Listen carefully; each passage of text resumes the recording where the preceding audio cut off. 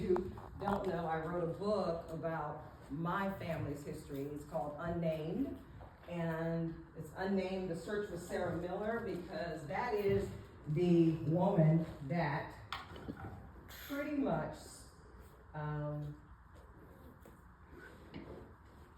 my mother told me about. She told me about this lady named Sarah.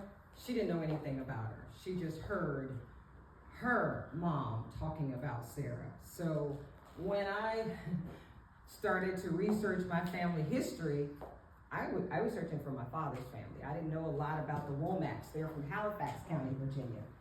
And that's really who I wanted to know about, because my grandfather is also a Miller, and he is a historian. He recorded our history for us, and even the whole Sharswood, in terms of how we know about Sharswood. He always referred to it as the Miller Plantation. He knew that that was where Miller descendants were brought to during slavery. And he always said, if you were a Miller, if you had the Miller surname, and you lived in Pennsylvania County, Virginia, he said that's the plantation where your ancestors were from.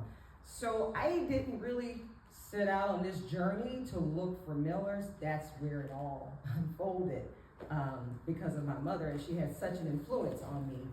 That's kind of where I went down the rabbit hole of searching for the Millers. And then, after I had all this information, I wanted it recorded, because that's a void in our community in terms of just recording the history for the next generation, to give them an opportunity to know who their ancestors were. And I wholeheartedly believe this, whether you believe it or not. A part of our, like some of our challenges in our community is really no attachment to who we are, where we're from, who our ancestors were, what part of Africa are we from?